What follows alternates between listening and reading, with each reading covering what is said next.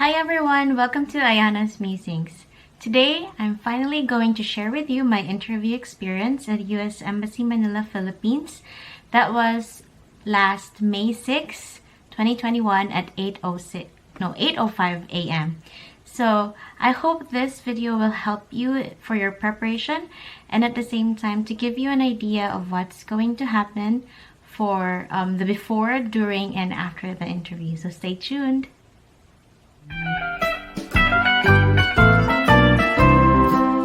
Let's start with the before or the expectation and preparations you need to do. So number one, technically the National Visa Center will schedule an interview for you. So in my case, since this was last May 6, 2021, kasagsagan ng pandemic or at the peak of the pandemic, and maybe even until now, I'm not sure, I'm just gonna check. So the embassy is not yet fully operational. They have a lot of backlogs and canceled interviews. So technically they will schedule your interview appointment. Now in my case, we were able to expedite it due to military orders, and so we were accommodated. And so that's what the first expectation is. Ideally, you will be the one to schedule your interview, but right now they are the ones who's going to schedule everything from your appointment, what time, and all you need to do is really show up, because it's really hard to get another interview schedule. So I advise you to take and grab that opportunity already. Second is that when you receive it, before arriving to the interview schedule, you must have already finished your medical appointment at St. Luke's through their website. So I don't have a video yet right now, but if you want me, we'll go over through that. But just to give you a brief experience about it, it was super quick.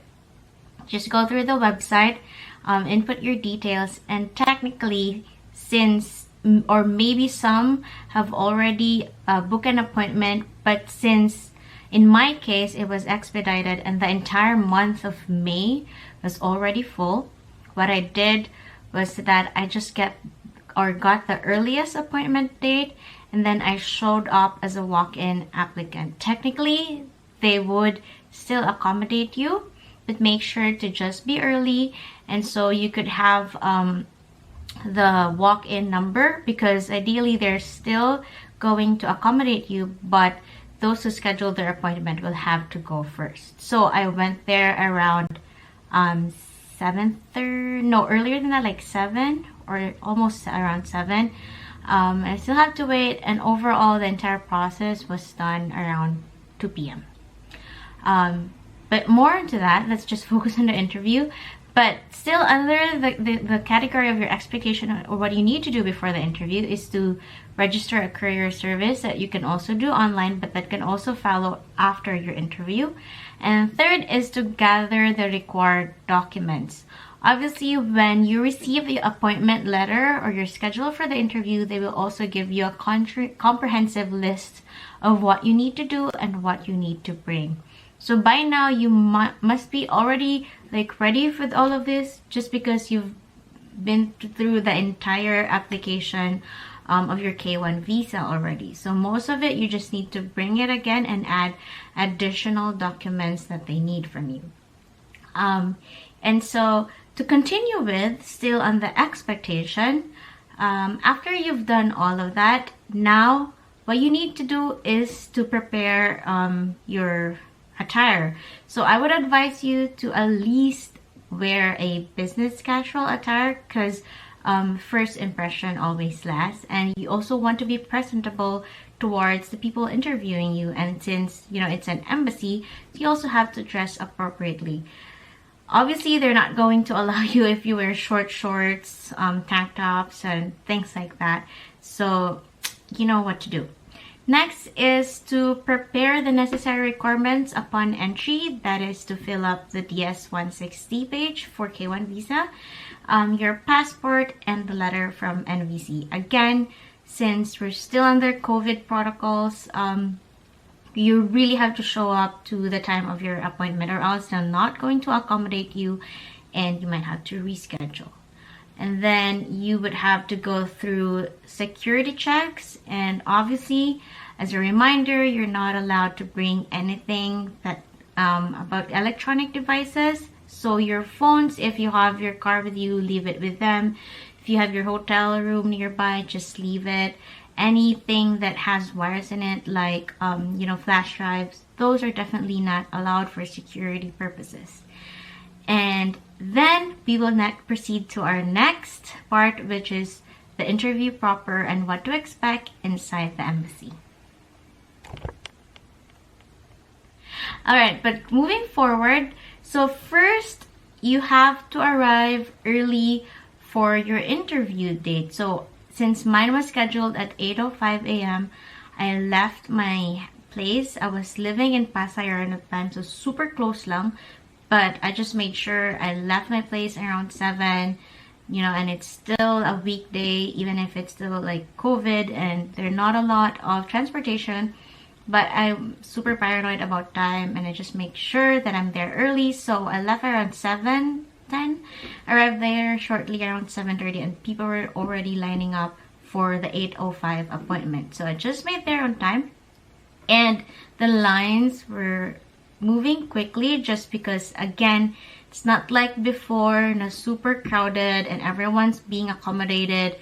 A lot of people are there on a certain day, but right now they're controlled just because of COVID protocols. So the lines were moving in quickly, and technically at around 7:45, we're slowly moving to get in and go through the security check. So when the line's already moving, technically before you enter, you will have to be screened if you have proper documents. So make sure you again have your DS-160 page. It's already filled up and you have the necessary information. You show your valid passport and then the letter from NVC that would signify your that it's your scheduled appointment. So for me, obviously, I think ako yung last to really talked with the screener, and then she literally asked my name, Ayana. I'm like, yes.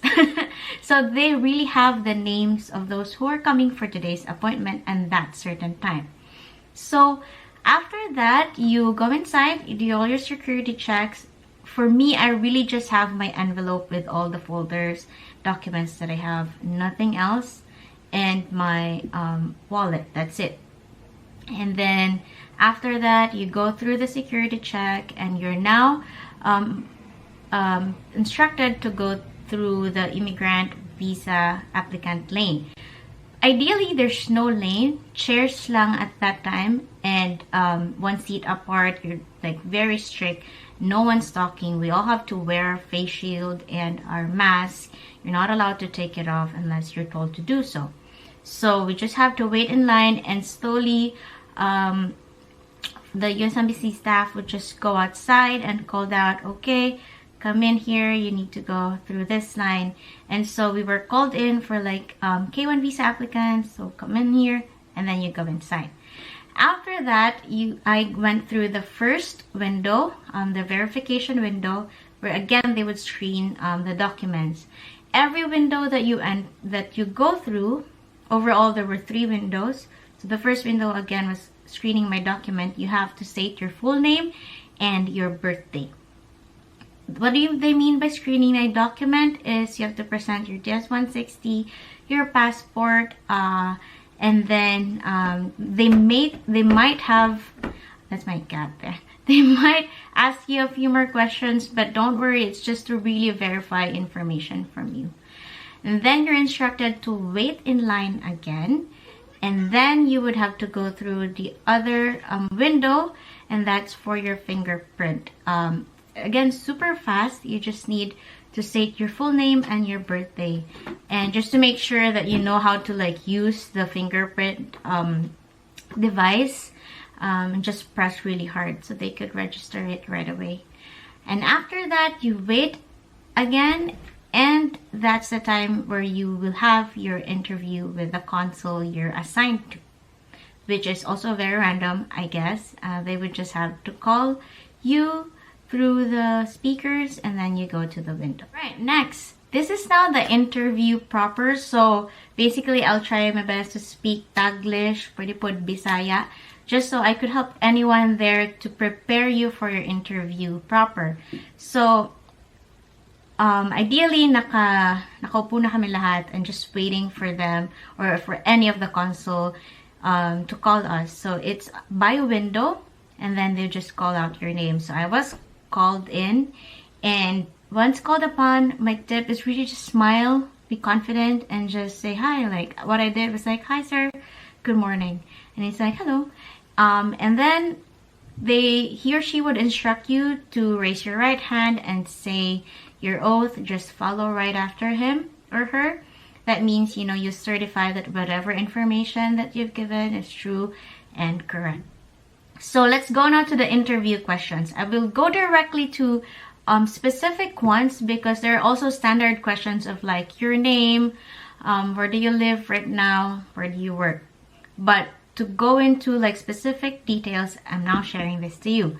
So after all the standard questions, he then asked me if have I applied a US visa before, and I said yes. And he said, what for? So I stated the reason. I was here in the US before as a US exchange scholar, and that was sponsored by the US Department of State. That was during around April to May 2013, and it was a 1 month exchange program in the US. And so once he learned about that, it became more relaxed and more of like very conversational. And then next is, after knowing that, he's like, oh, that's pretty cool. And then he proceeded to ask questions relating to my fiancé. So he asked the exact dates of when we started dating and got engaged. So for me, in our K1 visa packet, I literally made like a full album of the different of the entire journey that we had, because I met my fiancé in Korea.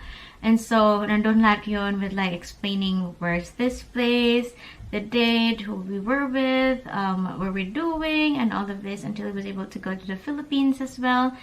And so I guess he really wanted to check in if I know those dates, especially when you got engaged, where did you meet, when. So just because I think I was able to capture that in my proof of bona fide relationship with my fiancé, he's also asking that just to check in with me. And then next, he asked me of my petitioner's birthplace, and then the other countries I visited. Because in your DS-160, they would it would ask you, I think that was 5 years worth of 5 years of countries that you've visited. So I mentioned it to him and made sure that I memorized it as well, just so it would match whatever information I have provided in my profile. And then he then asked how long I stayed in other countries.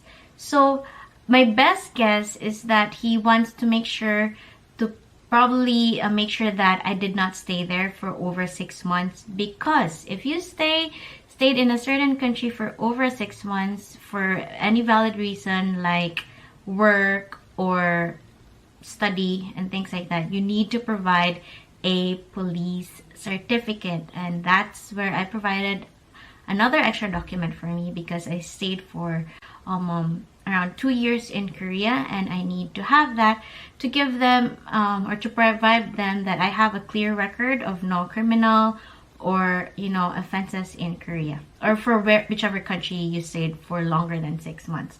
So I answered and said mostly 3 days or maximum of a week, depending on my itinerary, because these were mostly leisure travels, and again sponsored by the US Embassy programs that I had, just because I'm an alumna of the program.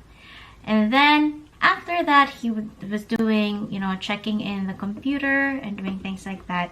And then he is able to hand me a pamphlet. The pamphlet basically is a reading material for you to know that as an immigrant, you have rights whenever you experience domestic violence and cases like that.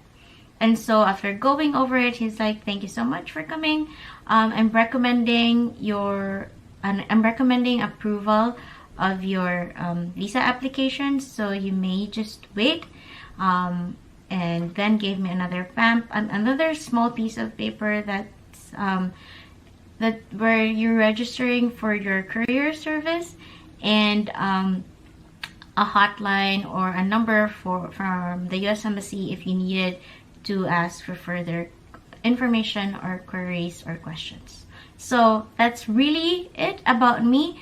So I literally, oh, and I was really interviewed on the time, like on the dot, 8:05. And then I went out shortly at around 9:30.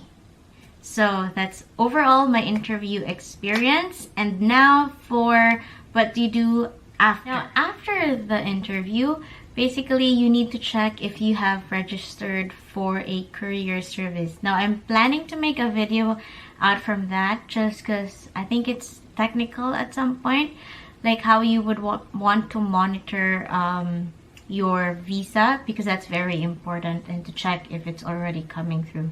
Ideally for me, after that I received my visa exactly 10 days. I scheduled it to be picked up at MOA just because I live super close to MOA. And so after 10 days, actually mas nauna pa ako. Before they texted me that it's ready for pickup, I was already there because I used their tracking and check it with Tugo and called immediately for their customer service and asked if nandyan na ba yung visa scheduled to be picked up today. So I went there way ahead, and just by the time I went home, that's the only time that they texted me that it's ready for pickup. And then really after that, I'm pretty sure from now you know how to open your packet properly if you receive it or you've seen videos about it. But one advice is when you receive your visa, make sure to open it slightly a bit, not including the yellow packet, but naka-plastic pa yan, which you have to get your passport, of course, because you need it when you travel.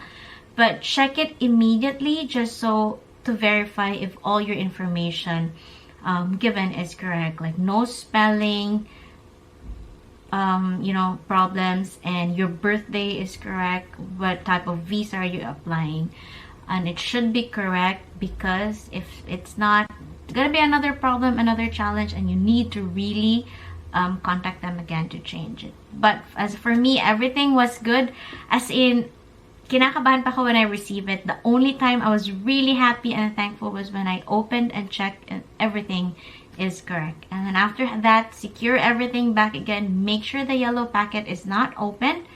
And for me, after opening slightly a bit just to get my passport, I sealed it again. And the plastic was still definitely there until I traveled here in the US and submitted it at the port of entry.